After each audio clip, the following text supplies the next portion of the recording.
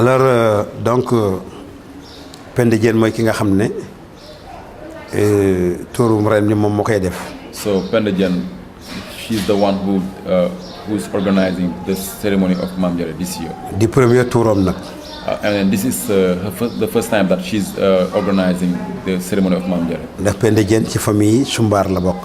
Because Penda Diène, she's from the Sumbar family. Sumbar dafa bokk ci xeetu lébu yi.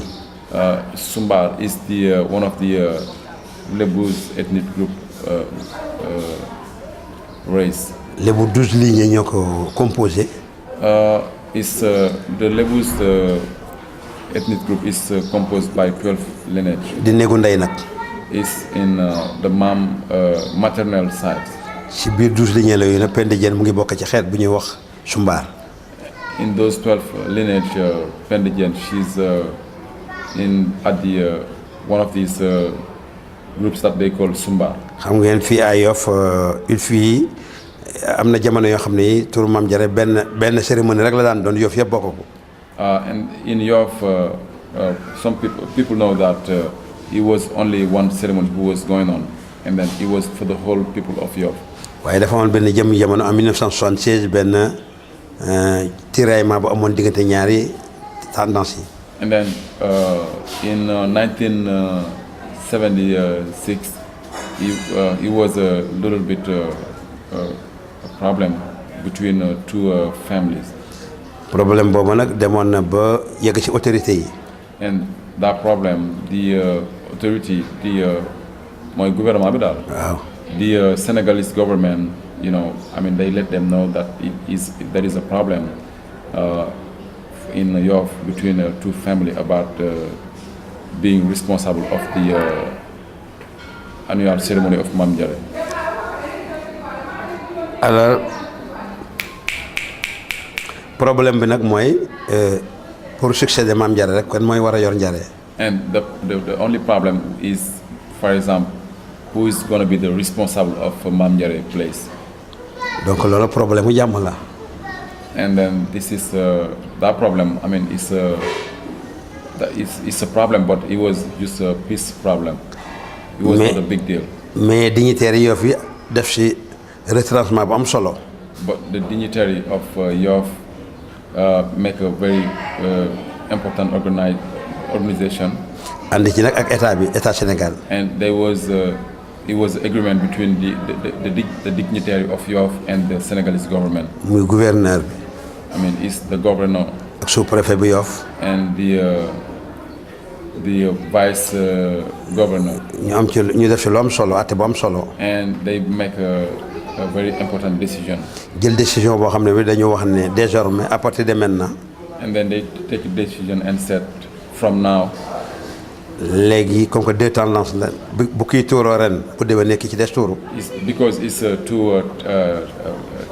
two family, I mean two tenants, and so the decision was, for example, this year is this family who's gonna be the organizer, and then next year is gonna be the other family who's gonna be the organizer of the ceremony of Mame Diarra. donc boobu ba léegi ci loolu la ñu ne. I mean, since that time, this is how things going on. ba moo tax daaw ki ñuy wax Binta Ndiir moo ayewoon tuuru. And this is why last year the person that who's Binta Ndour, who was Binta Ndiir. Binta Ndiir, she was the one who was organizing the ceremony of Mame Diarra. Binta Ndiir nag mu ngi jële woon tuuru mi ci yaayam Siga Mbeng. And before Bintu Ndir, her mom was the one who was the responsible before her. yaayam mu ngi génn àdduna 1998. And her mom passed away in 1998. yaayam Siga Mbeng aussi mu ngi ko jële woon ci yaayam Fatou Diouf. And Bintu Ndir mom is Siga Mbeng. yaayam mu ngi ko jële woon ci yaayam Fatou Diouf. And she get it from her mom Fatou Diouf. ci 1975 bi mu génn àdduna. In 1975. kon noonu la yegsee si Binta Ndiir. And this is how Binta is came to Binta Ndir. kon Binta Ndir moo ayewoon daaw maanaam année 2009 mu ayewoon tuuru. So in 2009 it was Binta Ndir who was organized the ceremony of Mame Diarra. ren nag yemoog le 10 mai 2010. Sumbar yi ñoo aye. And this year in May 10, 2010 is the tour of the Sumbar. yàlla def bi tuuru Sumbar yi laa ñëw ki ñu wax Cumley gaañu xam nga moo yore woon Njare. And before the tour of the Sumbar, they have the person the family who was the responsible of Mam Jare passed away. Cumley. And her name is Cumley. waaw yàlla rabbi léegi nag moo tax ñu jël tur mi jox ko ku ñuy wax Penda Diène. And then so now they take the responsibility of Mam Jare and give it to a person that they call Penda Diène. Penda Diène di doomu ndeyu Cumley.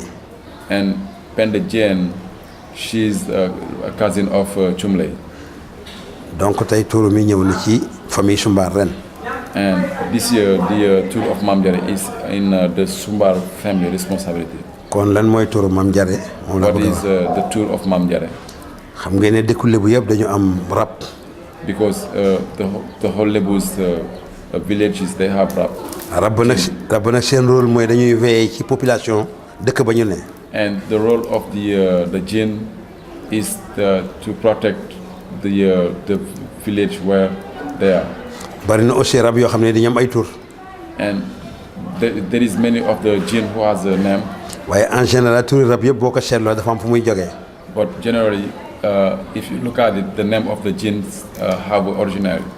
ñaari rab bi mooy seet tur bi ko neex mun la dem woowee ci tur boobu. And usually it's the jinn who can choose the name that he wants that people can to call him. wala ki nga xam ne moo di cosaanu néeg boobu di sa maam jël turam jox ko rab boobu. Or just sometimes the older person in that family, he's the one who's take the one name and give it to the jinn.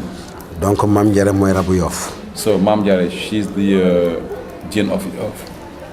kon nag ci yoon rafet na ki nga xam ne kii dafa lay wattu am na loo ko ameel.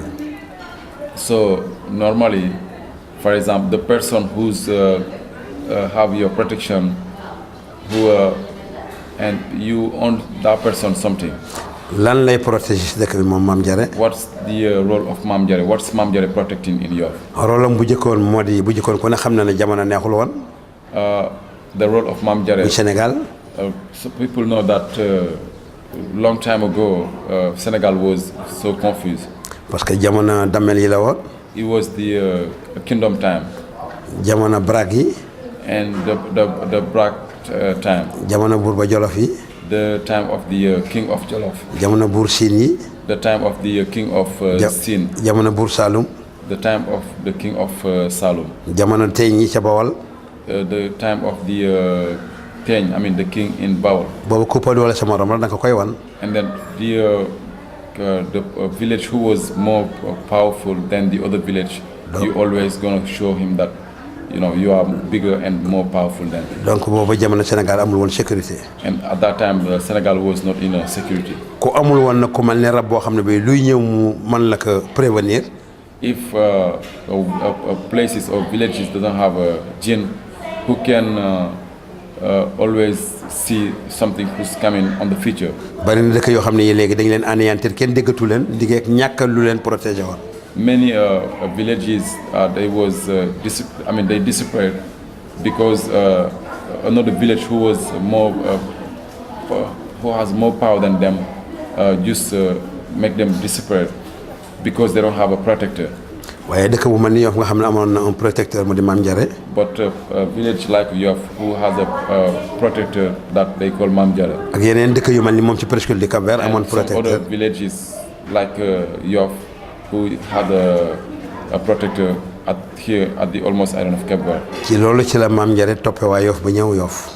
This is why Mam Jare follow the Yoff community and came stay in Yoff. ànd ak ku ñuy wax Gàlliwul Sumbar Gàlliwul Samb mu indi ko Yoff. And Mam Jare came with one Gàlliwul person Samb. Gàlliwul Samb. His name is Gàlliwul Samb. He's from Yoff. He's that person who bring Mam Jare in Yoff.